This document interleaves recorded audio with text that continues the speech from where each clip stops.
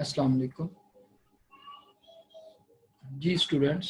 हमारा आज का टॉपिक है डेडलॉक से रिलेटेड। एक मल्टी प्रोग्राम एनवायरनमेंट के अंदर एक से ज़्यादा प्रोसेसेस फाइनाइट रिसोर्सेज के लिए compete कर सकते हैं। मींस के process P1, P2, P3, P4 चार प्रोसेसेस हैं, तो वो कुछ रिसोर्सेज के लिए compete कर रहे हैं। सपोज कोई एक रिसोर्स है जिसको सारे ही यूज करना चाह रहे हैं, तो वहां पे प्रोसेसेस के दरमियान डेडलॉक अकर हो सकता है, डेडलॉक आ सकता है। सपोज हमारे पास, इसकी एग्जांपल अगर मैं दूं, हमारे पास दो प्रोसेसेस हैं। प्रोसेस एक प्रोसेस है आपका P1 और दूसरा प्रोसेस है आपका P2। यहाँ पे ये मैंने सर्कल से दोनों प्रोसेसेस को शो करवाया।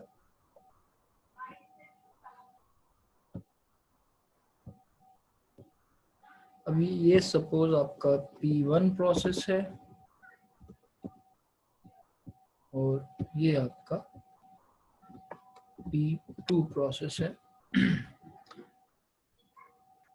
P1 प्रोसेस को कोई रिसोर्स चाहिए, हम सपोज करते हैं R1 रिसोर्स चाहिए। P1 प्रोसेस एग्जीक्यूशन स्टेट में था, एग्जीक्यूशन करते हुए उसके पास सपोज एक R0 रिसोर्स P1 यूज कर रहा था। अगर मैं इसके दूसरी साइड पे एक और रिसोर्स शो करूं R1, अब P1 एक ऐसा प्रोसेस है जो कि R1 रिसोर्स यूज कर रहा है। एग्जीक्यूशन करते हुए उसे R2 एक और रिसोर्स है जिसकी जरूरत पड़ी, तो हमने उसकी रिक्वेस्ट को फॉरवर्ड करने के बाद P1 को वेटिंग क्यू में भेज दिया। P1 की स्टेट अब वेटिंग में चली गई, जो कि रनिंग से वेटिंग स्टेट में चला गया। वहां पे ऑलरेडी एक और प्रोसेस P2 पड़ा हुआ था जिसके पास R2 रिसोर्स है, यानी कि P2 प्रोसेस के पास R2 रिसोर्स है, P1 प्रोसेस के पास R1 रिसोर्स है। अब P1 प्रोसेस क्या है, उसको R2 चाहिए, वो लिहाजा वो वेटिंग क्यू में चला गया।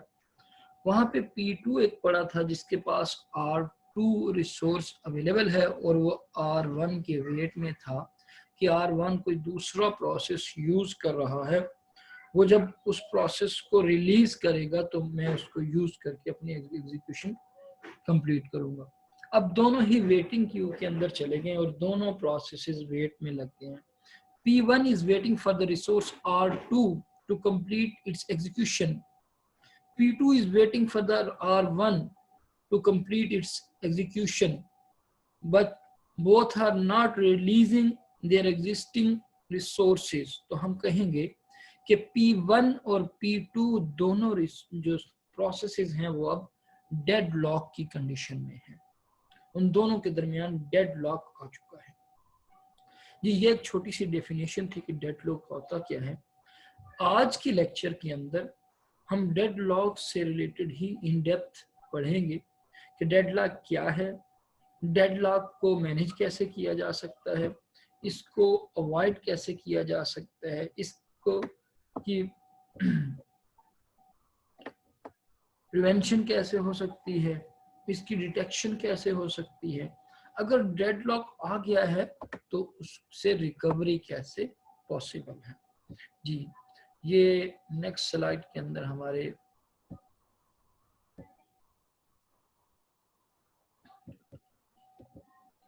ये हमारे टॉपिक्स हैं। सबसे पहले हम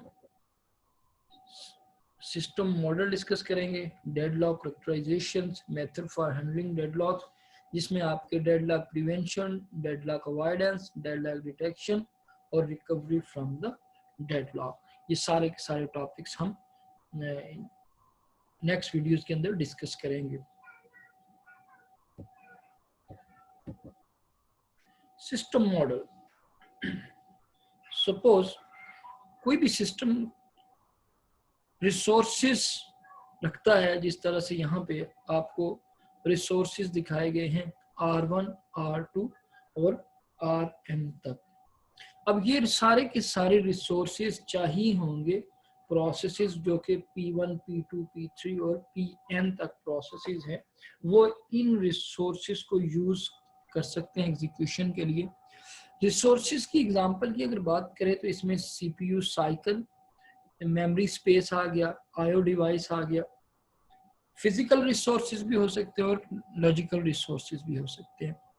आपके सामने यहाँ पे जो स्क्रीन पे लिखे हुए हैं ये सारे फिजिकल रिसोर्सेज हैं। अगर लॉजिकल रिसोर्सेज की बात करें तो जैसे म्यूटेक्स है, सीमाफोर है, प्रोसेस सिंक्रोनाइजेशन के अंदर हमने बड़ी डिटेल से ये तो टॉपिक डिस्कस किए।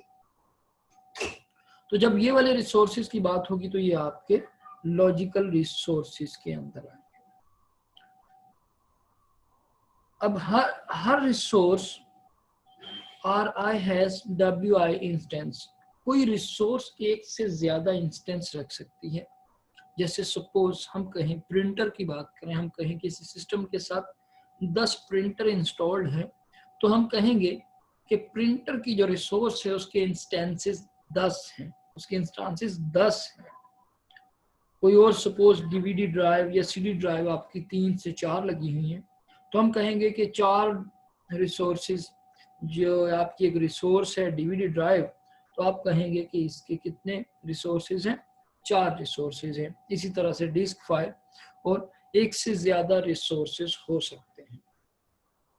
अब एक टाइप की जो रिसोर्सेज की इंस्टेंसेस है उनको हम एक टाइप में डाल देते हैं। जैसे सपोज आपके 10 प्रिंटर्स लगे हुए हैं, तो हम उन रिसोर्सेज के एलोकेशन करते हुए हम उनको एक टाइप में इंसर्ट करेंगे।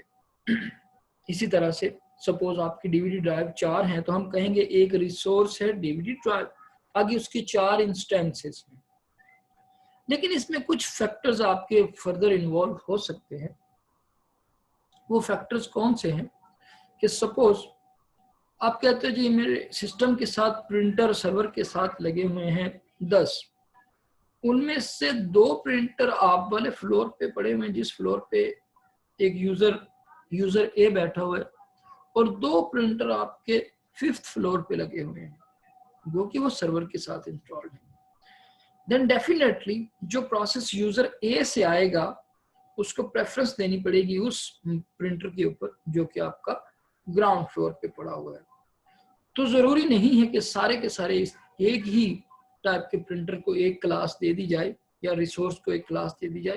तो इस तरह से कुछ और फैक्टर्स की बेस पे भी क्लासेस डिफाइन की जा सकती हैं।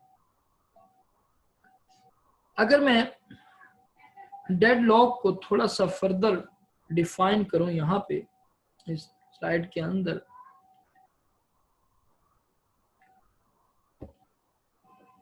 तो हम कह सकते हैं जी कि सपोज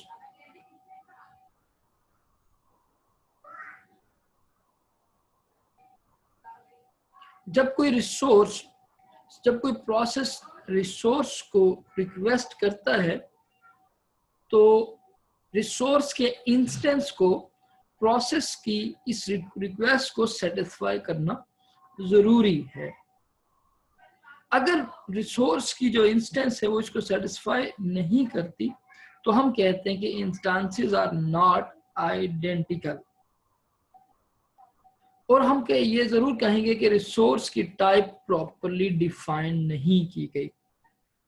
अगर रिसोर्स की एक इंस्टेंस किसी प्रोसेस की रिक्वायरमेंट पूरी नहीं कर पाती तो हम कहेंगे इसकी क्लास जो है वो प्रॉपर्ली डिफाइंड नहीं है। इसलिए रिसोर्सेज की क्लासेस का प्रॉपर्ली डिफाइन होना जरूरी है। नीचे यहाँ पे इस स्लाइड के अंदर आपके पास एक प्रोसेस, कोई भी प्रोसेस किसी रिसोर्स को किस तरह से यूज कर सकता है। सबसे पहले वो रिक्वेस्ट करता है, डेफिनेटली एक रिक्वेस्ट के अगेंस्ट उसको रिसोर्स प्रोवाइड की जाएगी। उसके बाद यूज की स्टेट है और उसके बाद रिलीज की स्टेट है। यूज की स्टेट के अंदर, रिक्वेस्ट की स्टेट के अंदर जब किसी प्रोसेस से रिक्वेस्ट आती है तो इस वक्त आप उसकी रिक्वायर्ड रिसोर्स की अवेलेबिलिटी सिस्टम देखता है। अगर वो रिसोर्स अवेलेबल है तो उस प्रोसेस को वो रिसोर्स दे दी जाती है और वो एग्जीक्यूशन कैरी ऑन करता है। अगर वो रिसोर्स अवेलेबल नहीं है तो उस प्रोसेस को वेटिंग स्टेट में डाल दिया जाता है। मीन्स के अगर इसकी रिक्वेस्ट आई है और वो आपकी जो उसने रिसोर्स रिक्वेस्ट की थी, सपोज उसने आर रिसोर्स रिक्वेस्ट की थी और वो आर रिसोर्स अवेलेबल नहीं है, तो इस प्रोसेस को जिसने रिक्वेस्ट की है उसको हम किस स्टेट में डाल देते हैं? वेटिंग स्टेट में डाल देते हैं और वेट करते हैं तब तक जब तक वेटिंग स्टेट में जब वो जाएगा तो उस वक्त तक वेट करेंगे जब तक कि उसकी रिक्वेस्टेड रिसोर्स अवेलेबल नहीं होती। जब रिक्वेस्टेड रिसोर्स अवेलेबल है तो फिर वो इस प्रोसेस को वो रिसोर्स दे दी जाती है। वो उसको यूज करने के बाद एंड पे उस प्रोसेस रिसोर्स को रिलीज करना लाजमी है, ताकि नेक्स्ट अगर कोई प्रोसेस उस रिसोर्स को वेट कर रहा है हम उसको वो वाली रिसोर्स दे सके। हम डेडलॉक की स्टेट को एक एग्जांपल के तौर पे अगर लेके चलें, सपोज एक आपके पास सिस्टम है, उसके 3 सीडी ड्राइव्स हैं, रीड राइट 3 ड्राइव्स हैं, 3 प्रोसेसेस हैं जो कि एक एक ड्राइव को रखे हुए हैं। अब अगर हर प्रोसेस, 3 आपके प्रोसेसेस हैं, 3 सीडी ड्राइव्स हैं, हर प्रोसेस ने एक एक सीडी ड्राइव को एक्वायर किया हुआ है। अब अगर हर प्रोसेस को अपनी एग्जीक्यूशन कंप्लीट करने के लिए फर्दर एक सीडी ड्राइव चाहिए, तीनों के पास एक एक है, तीनों एक एक और एक्स्ट्रा चाह रहे हैं, तो किसी प्रोसेस को कोई नया सीडी ड्राइव नहीं मिलेगा। इसलिए इस तरह से आपका डेडलॉक आ सकता है। तो हम कहते हैं कि जब कोई प्रोसेस रिक्वेस्ट करता है फिर वो वेटिंग स्टेट में चला जाता है, अब उसको अगर वो रिसोर्स नहीं मिल रही तो हम कहते हैं कि अब वो यूज स्टेट में नहीं आ सकता, क्योंकि it is waiting for the resource which is required by some other process who is also waiting for a resource which is required by the process P1. So हम कहते हैं कि तीनों प्रोसेसेस एक एक सीडी ड्राइव को acquire किया हुआ है और एक एक फर्दर चाह रहे हैं, लेकिन वो डेडलॉक स्टेट में है। तो इस तरह से हम कह सकते हैं कि रिसोर्स आपकी डेडलॉक कैन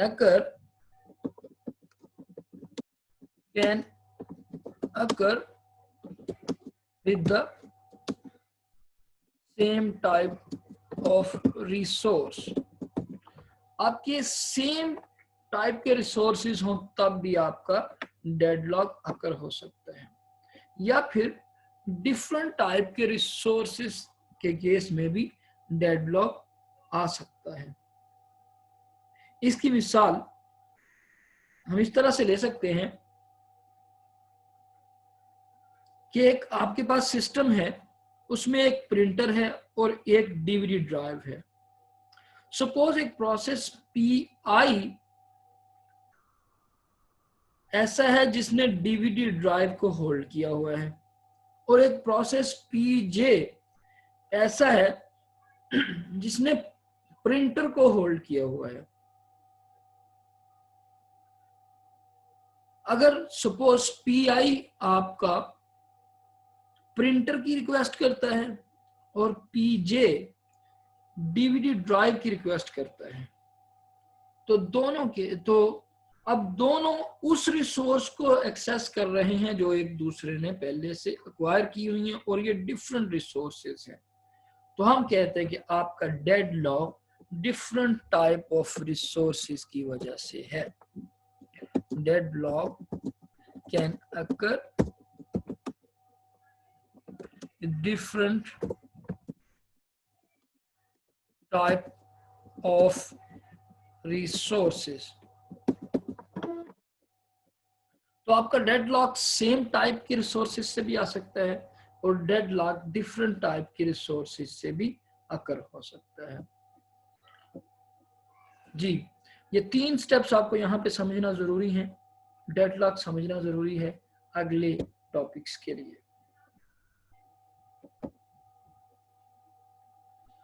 अब डेडलॉक कब अराइज हो सकती है? आपके पास कुछ प्रोसेस रनिंग कंडीशन में है, तो कब हम कहेंगे कि अब डेडलॉक आ सकता है? ये यूं कहें कि डेडलॉक आने के लिए जो नेसेसरी कंडीशंस हैं वो कौन सी हैं। अगर इन कंडीशंस में से एक भी कंडीशन आपकी पूरी नहीं होती तो आप कहते हैं जी कि डेडलॉक आपका अकर नहीं होगा। इसमें सबसे पहले आ गई जी mutual exclusion. Only one process at a time can use a resource. Means के आपका रिसोर्स जो है वो शेयरेबल नहीं है। डेडलॉक अकर होने के लिए जिस रिसोर्स की वजह, डेफिनेटली डेडलॉक किसी रिसोर्स की वजह से ही आएगी, जिस रिसोर्स की वजह से डेडलॉक आ रही है वो शेयरेबल रिसोर्सेज नहीं है। अगर एक प्रोसेस, सपोज यहाँ पे म्यूचुअल एक्सक्लूजन क्या है इसको थोड़ा सा जरूर समझें कि आपके पास एक रिसोर्स है, सपोज R1 रिसोर्स है एक आपके पास,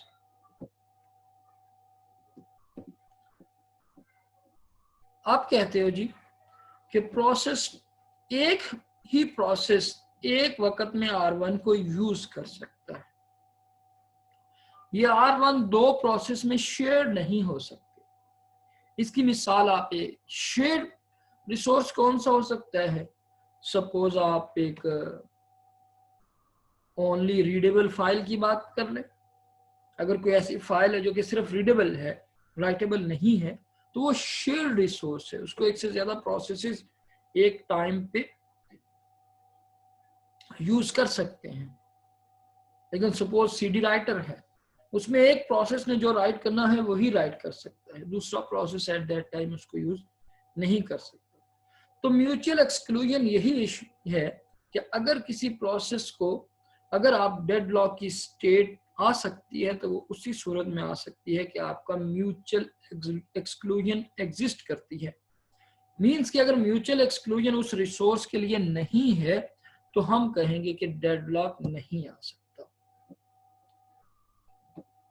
जी, नेक्स्ट आपका है होल्ड एंड वेट।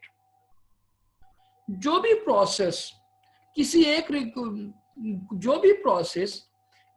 एक रिसोर्स के लिए रिक्वेस्ट कर रहा है, उसके पास पहले से कोई एक रिसोर्स मस्ट होनी चाहिए। सपोज आपके पास यहाँ पे एक रिसोर्स है, प्रोसेस है P1। ये मैं अगर डायग्राम के अंदर P1 प्रोसेस है आपके पास है, ठीक है जी, उसके पास पहले से जो रिसोर्सेज अवेलेबल हैं, एक रिसोर्स उसके पास पहले से है जी R0 या R1। अब ये किसी दूसरी, ये P1 के पास पहले से ये R1 रिसोर्स अवेलेबल है। अब वो किसी दूसरी रिसोर्स R2 के लिए रिक्वेस्ट भेजता है कि मुझे ये चाहिए, ये R2 रिसोर्स मुझे चाहिए।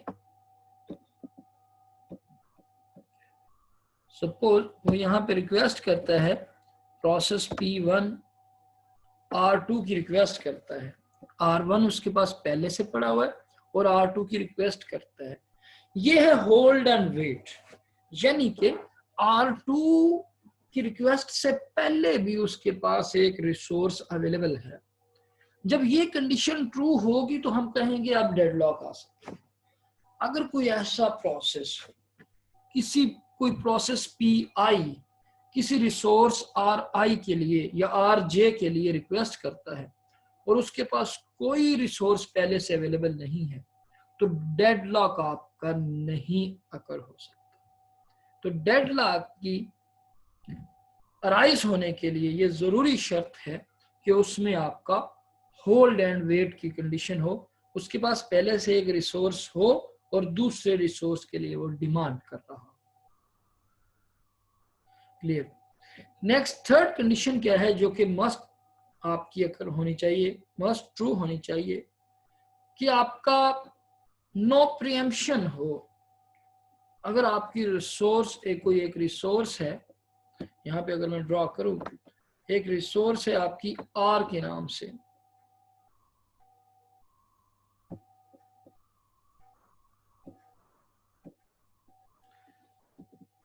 रिसोर्स R एक ऐसा रिसोर्स है जिसको प्रीएम्प्ट नहीं किया जा सकता।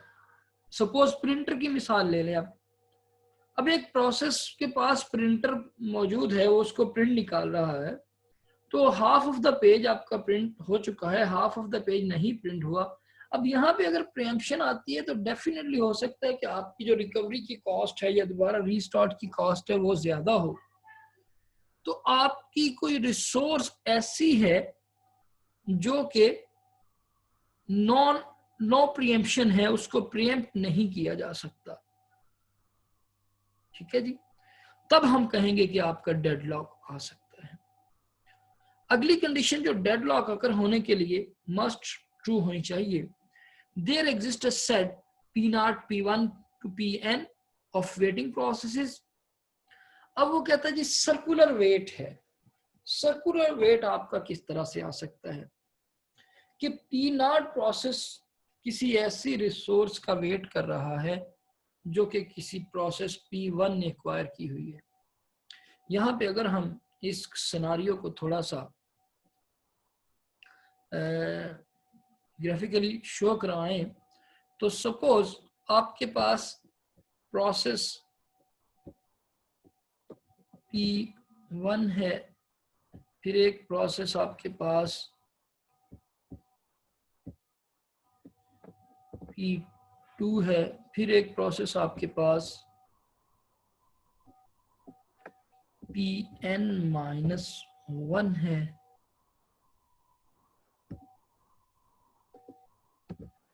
और फिर एक आपके पास प्रोसेस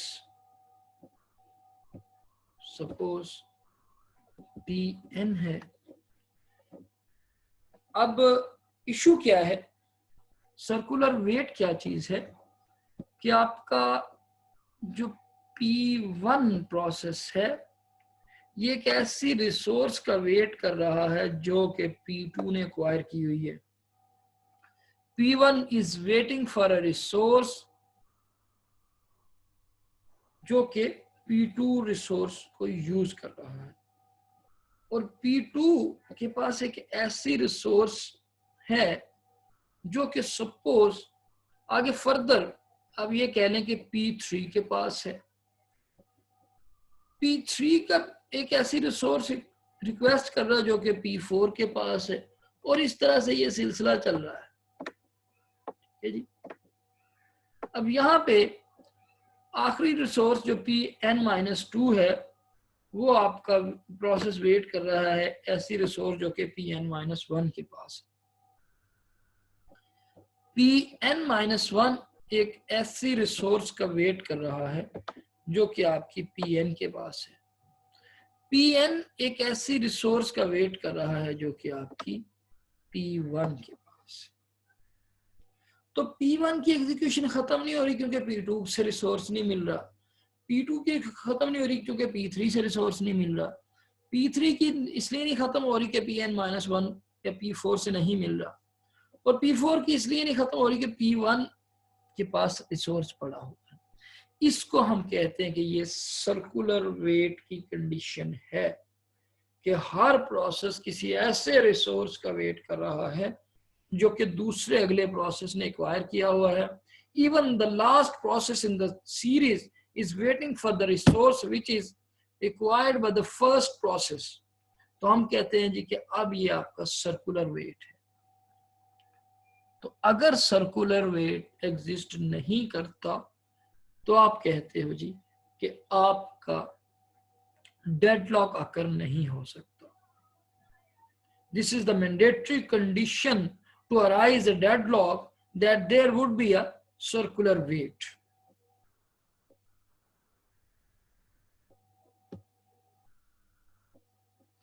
जी नेक्स्ट हम चलें तो आगे कॉन्सेप्ट है रिसोर्स एलोकेशन ग्राफ क्या है। पहले हमने तीन चीजें पढ़ ली कि वो कौन सी कंडीशंस हैं जिनकी बेस पे हम ये डिसीजन लेते हैं कि डेडलॉक आ सकता है या कि नहीं आ सकता। इसके बाद अगला कॉन्सेप्ट हमारा रिसोर्स एलोकेशन ग्राफ का है। किसी सिस्टम के अंदर कोई प्रोसेस कौन सी रिसोर्स एक्वायर किए हुए है और कौन सी रिसोर्स वेट कर रहा है या कौन सी रिसोर्स रिक्वेस्ट कर रहा है, उसके लिए उसको हम एक ग्राफ के अंदर रिप्रेजेंट कर सकते हैं। रिसोर्स एलोकेशन ग्राफ आपका क्या है, ये सेट ऑफ नोड्स और सेट ऑफ एजेस पर मुश्तमिल है। नोड्स आपकी दो तरह की होती हैं, कुछ प्रोसेसेस की नोड्स हैं। एक टाइप आपकी प्रोसेसेस की नोड है जो कि प्रोसेसेस इस वक्त सिस्टम के अंदर रनिंग कंडीशन में है। रनिंग से मुराद कि आपके वो एग्जीक्यूशन स्टेट में आए हुए हैं, वेटिंग क्यू में पड़े हैं या रेडी क्यू में पड़े हुए हैं। उन प्रोसेसेस को हम कहते हैं कि ये वाले प्रोसेसेस आपके एक सेट ऐसा होगा जो इन प्रोसेसेस पर मुश्तमिल होगा।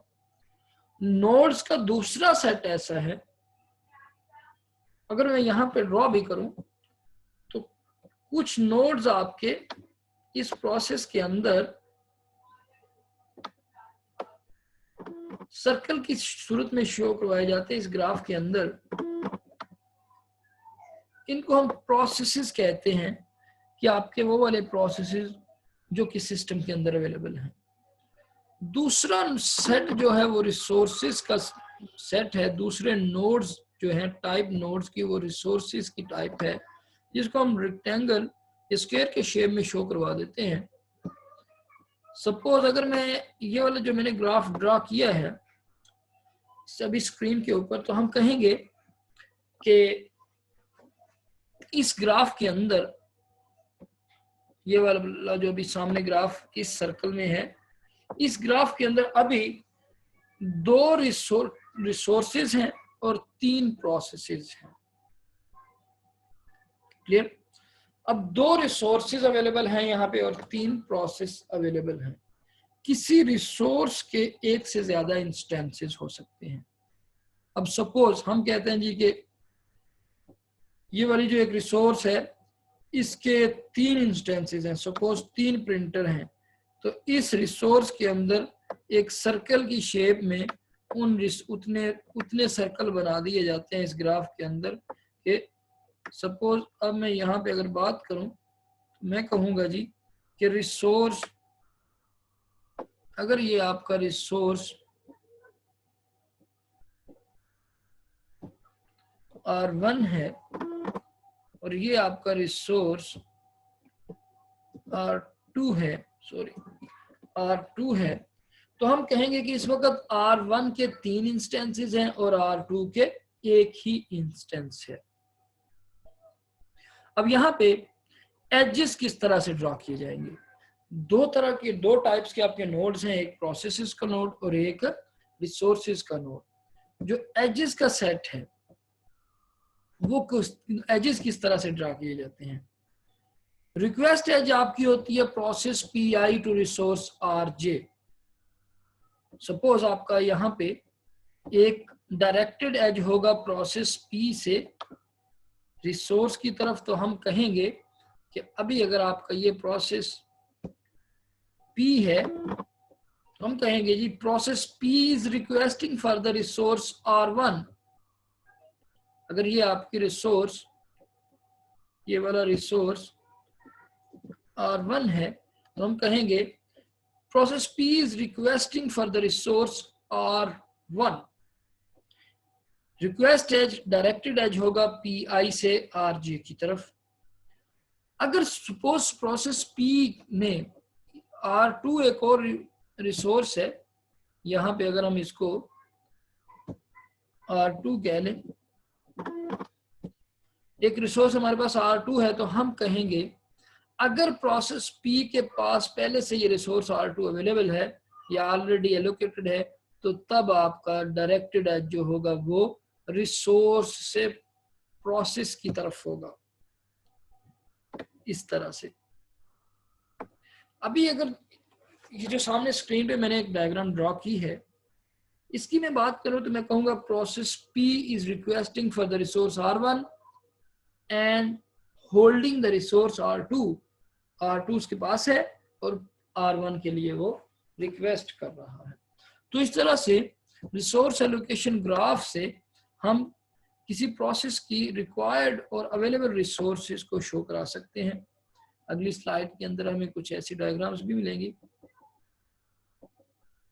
यूनिक की डिटेल है कि प्रोसेस आपका सर्कल में रिसोर्स टाइप विद 4 इंस्टेंसेस, अगर 4 आपके सर्कल हैं तो हम कहते हैं कि एक रिसोर्स है और उसमें 4 इंस्टेंसेस हैं। PI request instance of RJ, मैंने पिछली डायग्राम में आपको बताया कि process PI is requesting for the resource RJ, PI is holding an instance of RJ। अगर कोई एक इंस्टेंस RJ का PI ने होल्ड किया हुआ है तो उससे आपका रिसोर्स से प्रोसेस की तरफ डायरेक्टेड एज होगा। यहाँ पे रिसोर्स एलोकेशन ग्राफ है, आप लोग थोड़ी देर के लिए पॉज करें और इस ग्राफ के अंदर मौजूद इंफॉर्मेशन को देखें और उसको एक पेपर के ऊपर ड्रा करें। इंस्ट्रक्शन में लिखें कि क्या क्या ये इंफॉर्मेशन दे रहा है। ये इंफॉर्मेशन दे रहा है जी, यहाँ पे 3 प्रोसेसेस हैं इस ग्राफ के अंदर। इस ग्राफ के अंदर प्रोसेसेस कितने हैं? ये वाले आपके 3 प्रोसेसेस हैं इस ग्राफ के अंदर, P1, P2, P3। रिसोर्सेज भी आपके 3 तरह के हैं, R1, R2 और R3। जब आपका रिसोर्स से प्रोसेस की तरफ डायरेक्टेड एज होता है तो हम कहते हैं कि ये वाला प्रोसेस इस रिसोर्स को एक्वायर किए हुए है। इस इंफॉर्मेशन से हमें पता चल रहा है कि P1 के पास R2 का एक इंस्टेंस है। P1 is requesting for the R1, one instance of the R1. P2 के पास R1 का एक इंस्टेंस है। P2 is requesting for R3. P3 के पास R3 का इंस्टेंस है। इसी तरह से R4 कोई चौथी रिसोर्स है जिसके अंदर आपके 3 इंस्टेंसेस अवेलेबल हैं। 3 इंस्टेंसेस से मुराद अगर प्रिंटर है तो उसके 3 प्रिंटर्स हमारे पास अवेलेबल हैं। इस तरह से रिसोर्स एलोकेशन ग्राफ आपको किसी रिसोर्स के बारे में इंफॉर्मेशन देता है। अब किसी रिसोर्स एलोकेशन ग्राफ के अंदर आपका डेडलॉक कैसे आ सकता है, डेडलॉक डिटेक्ट कैसे किया जा सकता है? Basically resource allocation graph is a tool to detect the deadlock. से अब इस डायग्राम को अगर आप देखें तो प्रोसेस P2 is requesting for the process P1 is requesting for the R1 which is acquired by the P2 process, which is requesting for the resource R3. R3 is acquired by the process P3. P3 is requesting for the resource R2, which is already acquired by the holded by the process P2 and P1। अब यहां पे अगर थोड़ा सा गौर करें तो आपका एक साइकिल एग्जिस्ट कर रहा है। इस डायग्राम के अंदर आप अगर थोड़ा सा गौर करें तो आपका एक साइकिल एग्जिस्ट कर रहा है। अगर आपकी रिसोर्स के इंस्टेंसेस एक ही है, बात याद रखिए, अगर किसी रिसोर्स का एक ही इंस्टेंस है तो अगर एलोकेशन ग्राफ के अंदर साइकिल एग्जिस्ट कर गया तो समझें कि डेडलॉक आ गया। जैसे अगर इस डायरेक्टेड एज को देखें तो साइकिल एग्जिस्ट कर रहा है ना। आप R2 से P1, P1 से R1, R1 से P2, P2 से R3, फिर P3 और फिर आप यहां से स्टार्ट और यहां पे आके आपका साइकिल बन गया। अगर आपका साइकिल बन जाता है एलोकेशन ग्राफ के अंदर और अगर आपकी रिसोर्सेस के इंस्टेंसेस एक हैं, एक सिर्फ इंस्टेंस है, जैसे R1 और R3 का केस है और साइकिल एग्जिस्ट कर गया है, तो तब डेडलॉक मस्ट होगा।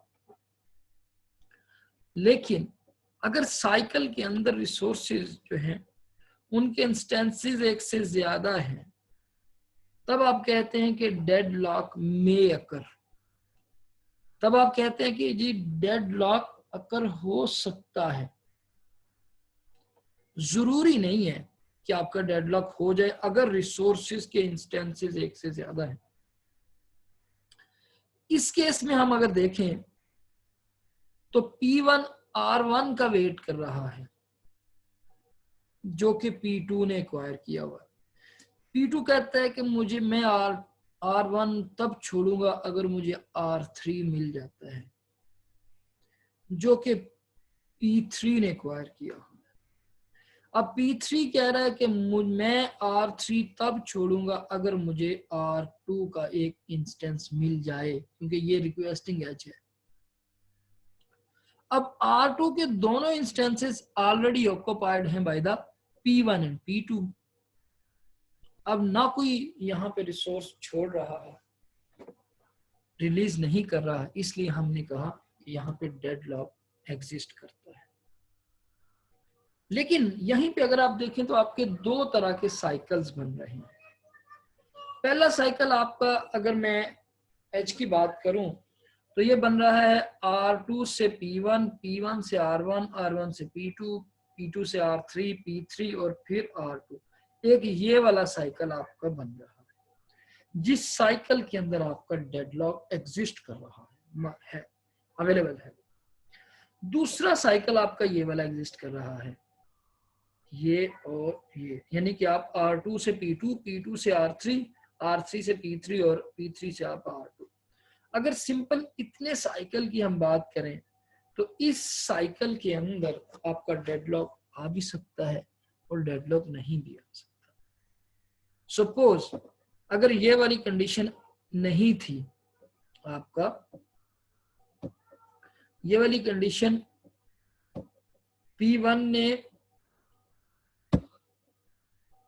P1 ने R1 को नहीं रिक्वेस्ट किया हुआ, सिर्फ ये वाला साइकिल एग्जिस्ट कर रहा है, ये वाला, तो हम कहेंगे कि P1 अपनी एग्जीक्यूशन कंप्लीट करने के बाद ये वाला रिसोर्स छोड़ देगा, ये वाला रिसोर्स, तब P3 वो वाला रिसोर्स ले लेगा और एग्जीक्यूशन के बाद अपना रिसोर्स छोड़ देगा।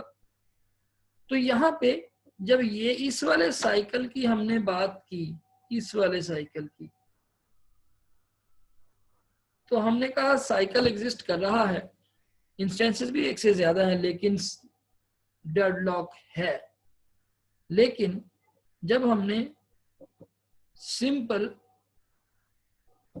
इस वाले साइकिल की बात की है, इतने साइकिल की, तो इतने साइकिल में आपका डेडलॉक नहीं भी हो सकता, क्योंकि किसी वक्त अगर P1 छोड़ देता है तो फिर P3 उसको एक्वायर कर लेगा। तो यहाँ पे डेडलॉक मस्ट नहीं है, deadlock may occur if a cycle exists in a system where resources have more than one instances। जी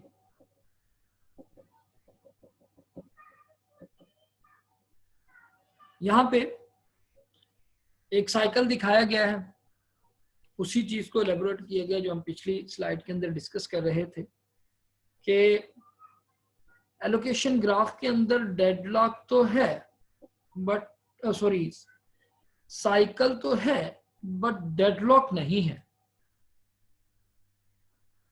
यहां पे अब R1 P2 के पास है, जब भी P2 अपनी एग्जीक्यूशन खत्म करेगा जो कि फर्दर किसी पे डिपेंडेंट आगे नहीं है, ठीक है, जैसे ही P2 अपनी एग्जीक्यूशन खत्म करेगा तो ये वाला एज आपका खत्म हो जाएगा, मींस के ये वाला इंस्टेंस जो है वो आपका रिलीज हो जाएगा। रिलीज होने से मुराद P1 इस वाले रिसोर्स को यूज कर सकता है।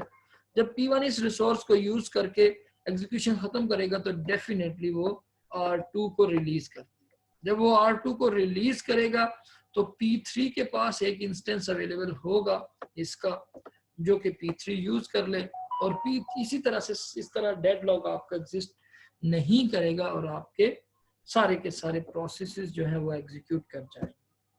तो अगर साइकिल है और सारी की सारी रिसोर्सेज आपकी एक इंस्टेंस वाली है तो फिर आपका डेडलॉक मस्ट है। अगर साइकिल नहीं है अगर साइकिल है और इंस्टेंसेस आपके रिसोर्सेज के एक से ज्यादा हैं तो फिर आपका डेडलॉक आ भी सकता है और नहीं भी आ सकता। तो allocation graph is a tool which tell us about the deadlock in the processes।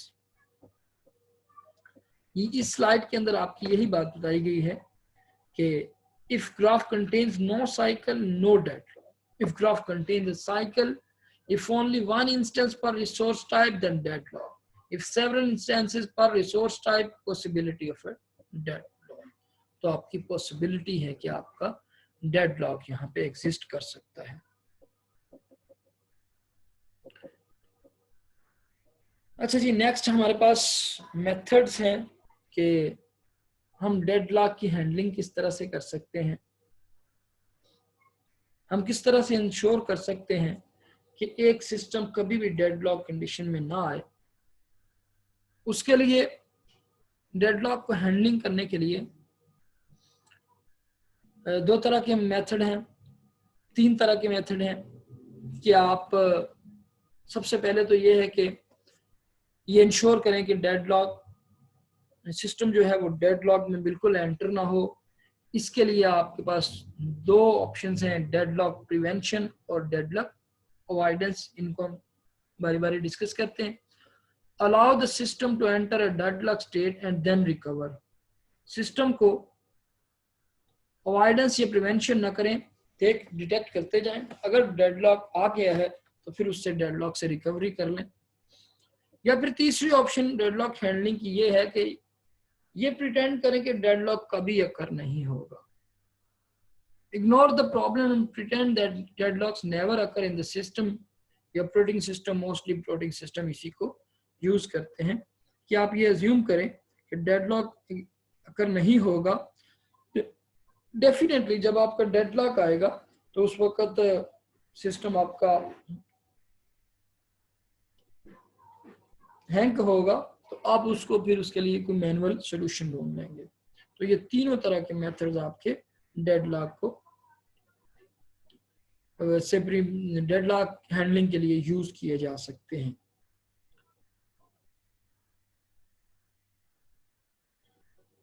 Deadlock prevention क्या है? ये कुछ ऐसे मेथड्स प्रोवाइड करते हैं to ensure that at least one of the necessary conditions cannot hold. जो ऊपर हमने 4 नेसेसरी कंडीशंस पढ़ी हैं, डेडलॉक प्रिवेंशन में क्या है कि आप एक ऐसा सिस्टम डिफाइन करते हो कि उनमें से एटलीस्ट एक ऐसी कंडीशन आ जाए जो कि आपकी ट्रू ना हो, तब आप कहेंगे कि डेफिनेटली आपका डेडलॉक अकर नहीं होगा। क्योंकि हम पहले पढ़ चुके हैं कि डेडलॉक अकर होने के लिए उन चारों कंडीशंस का ट्रू होना लाजमी है। आगे डेडलॉक अवॉइडेंस क्या है? ऑपरेटिंग सिस्टम को एडिशनल इंफॉर्मेशन दी जाए कि जो आपके प्रोसेसेस हैं ये किस तरह की रिसोर्सेज रिक्वेस्ट करेंगे With this additional knowledge, the operating system can decide for each request whether or not the process should wait. To decide whether the current request can be satisfied or must be delayed, the system must consider the resources currently available, the resources currently allocated to the each process.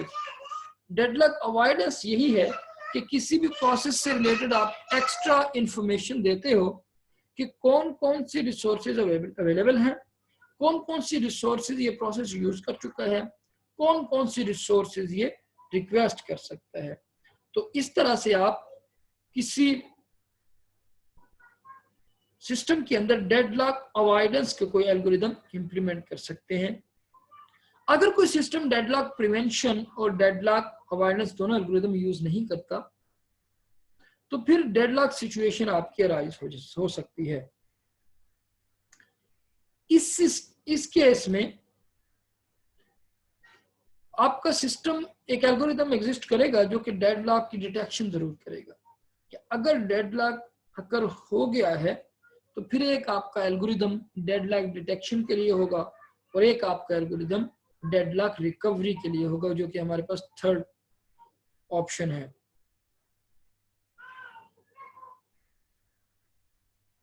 अगर दोनों ही available नहीं है, algorithm detection भी नहीं है, deadlock भी नहीं है, फिर हम ऐसी सिचुएशन में पहुंच सकते हैं जब आपका सिस्टम एक डेडलॉक स्टेट में है और हमें नहीं पता कि वो डेडलॉक स्टेज में चला गया है। तो इस केस में आपकी अनडिटेक्टेड जो डेडलॉक सिनेरियो है वो आपके सिस्टम की परफॉर्मेंस को डेफिनेटली डिक्रीज करेगी।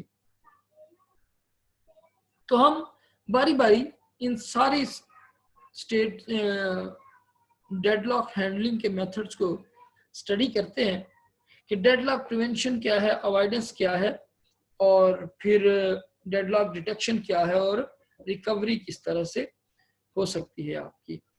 सबसे पहले डेडलॉक प्रिवेंशन। हमने पहले बात की कि वो जो चार कंडीशंस ऊपर हमने पढ़ी हैं, mutual exclusion, hold and wait, no preemption और सर्कुलर वेट, इन चारों में से कम एक ऐसी कंडीशन जिसको हम फॉल्स कर दें, जिसको हम ट्रू ना रहने दें, तब आप कहते हैं कि डेडलॉक प्रिवेंशन हो सकती है। तब आप सिस्टम के स्टार्टअप पे कह सकते हैं कि डेडलॉक नहीं आएगा। उसमें सबसे पहली कंडीशन आपकी म्यूचुअल एक्सक्लूजन आ गई। म्यूचुअल एक्सक्लूजन क्या है कि म्यूचुअल एक्सक्लूजन ऐसी रिसोर्सेज पे नहीं होनी चाहिए जो कि आपकी शेयरेबल रिसोर्सेज हैं। आप कहें कि जो रिसोर्सेज यूज की जा रही हैं वो शेयरेबल हैं। शेयरेबल रिसोर्सेज के लिए आपकी म्यूचुअल एक्सक्लूजन जरूरी नहीं होनी चाहिए।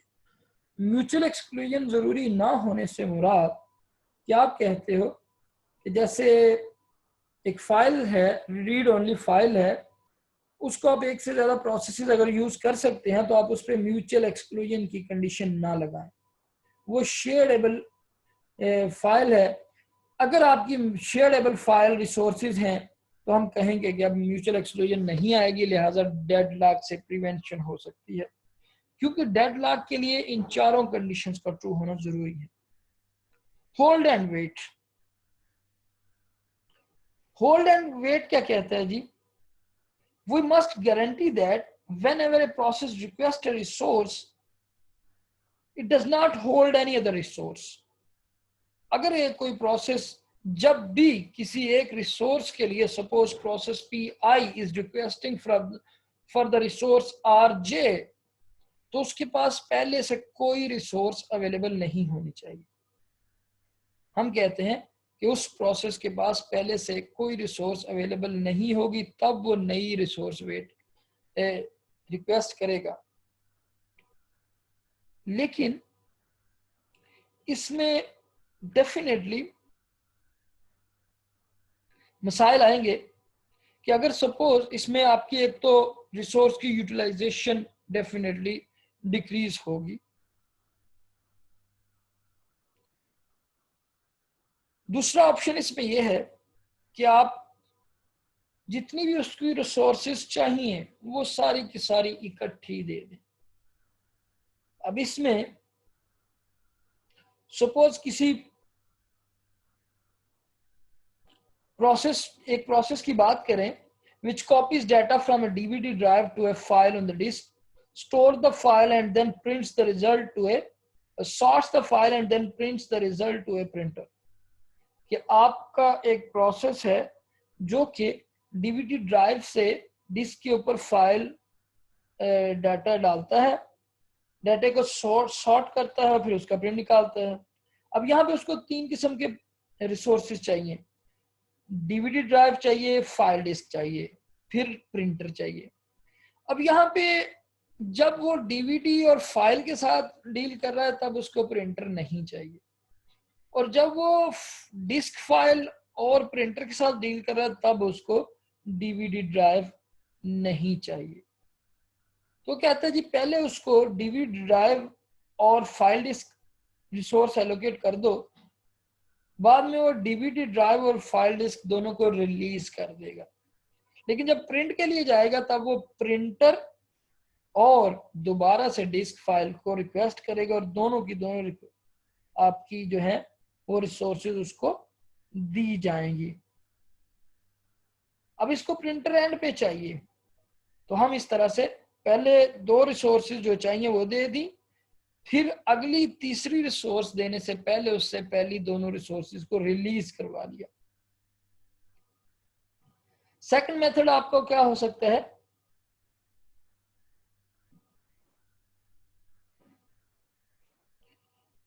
एक मेथड आपका ये है। दूसरा मेथड ये है कि तीनों रिसोर्सेज जो है वो इकट्ठी दे दी जाए, जब तक आपका डीवीडी और डिस्क फाइल का काम चल रहा है तब तक आपका प्रिंटर फ्री पड़ा रहे। तो डेफिनेटली इसमें आपकी रिसोर्स यूटिलाइजेशन जो है वो लो होगी, क्योंकि ऐसा रिसोर्स जो कि यूज नहीं हो रहा लेकिन एक प्रोसेस उसको एक्वायर किए हुए है, तो हम कहेंगे कि ये एक रिसोर्सेज की क्या है, रिसोर्सेज जाया किया जा रहा है। दूसरा ऑप्शन जो है वो उसमें हम कहने कहा कि पहले 2 रिसोर्सेज दे दें, फिर उनको रिलीज करवाएं, फिर जिस रिसोर्स की जरूरत है उस रिसोर्स को आप एक्वायर करें। इस केस में भी आपके प्रॉब्लम है जी। एक तो इसमें इशू ये आ सकता है कि आपकी रिसोर्स यूटिलाइजेशन कम है, दूसरा स्टार्वेशन आ सकती है। सपोज एक प्रोसेस किसी रिसोर्स के वेट में है और वो रिसोर्स कोई दूसरे प्रोसेसेस यूज किए जा रहे हैं, तो इस सिचुएशन में कोई प्रोसेस आपका स्टार्वेशन कंडीशन में भी जा सकता है जब आप होल्ड एंड वेट को अवॉइड करते हैं। नेक्स्ट अगली जो कंडीशन हम नो प्रीएम्पशन क्या है कि किसी भी रिसोर्स को के अंदर से आप नो प्रीएम्पशन खत्म कर दें। आप कहें प्रीएम्प्टेबल रिसोर्सेज हैं, फिर आपका डेडलॉक प्रिवेंट किया जा सकता है। अगर सपोज आपके पास एक प्रोसेस है पीआई, उसके पास एक रिसोर्स है आर, तो अब वो किसी और रिसोर्स के लिए, सपोज यहां पे हम एक प्रोसेस बनाते हैं,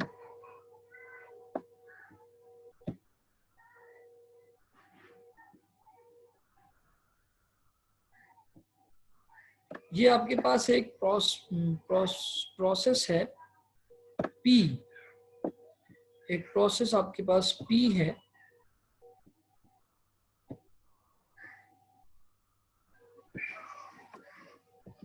पी प्रोसेस है, उसके पास एक रिसोर्स है, सपोज ये एक रिसोर्स पी आई के पास, सॉरी पी प्रोसेस के पास है। अब उसने कोई और रिक्वेस्ट प्रोसेस कर दी है, कोई आर जे रिसोर्स रिक्वेस्ट की है जो कि अभी अवेलेबल नहीं है, तो हम कहते हैं कि P को वेट में डाल दो, P को वेटिंग क्यू में डाल दो,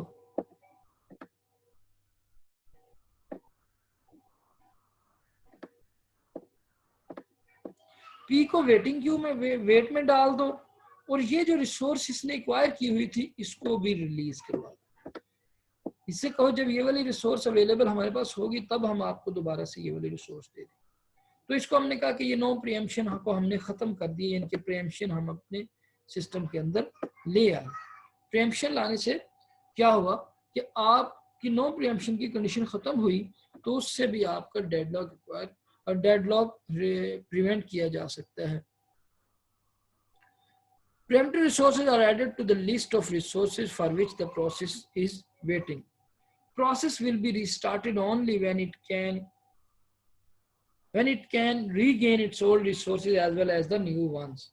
अब इस प्रोसेस को उसी वक्त रीस्टार्ट किया जाएगा जब ये पहले से अपना छोड़ा हुआ रिसोर्स प्लस जो न्यूज को चाहिए था उन दोनों को ले नहीं लेता, तब तक इसको आप कहते हो जी कि प्रीएम्पशन में डाल दिया जाए, वेटिंग क्यू में डाल दिया जाए। तो इस तरह से आप किसी प्रोसेस में नो प्रीएम्पशन को खत्म करके डेडलॉक प्रिवेंट कर सकते हैं। आखिरी कंडीशन हमारी थी सर्कुलर वेट की। Impose a total ordering of all resources types and require that each process request resources in an increasing order of enumeration. कि आप सर्कुलर वेट को आने ही ना दें, प्रोसेसेस की रिक्वेस्ट्स को इस तरह से मैनेज करें कि वो इनमरेशन के अंदर इंक्रीजिंग ऑर्डर के अंदर रिक्वेस्ट जनरेट कर सके, अदरवाइज वो रिक्वेस्ट ही ना कर सके।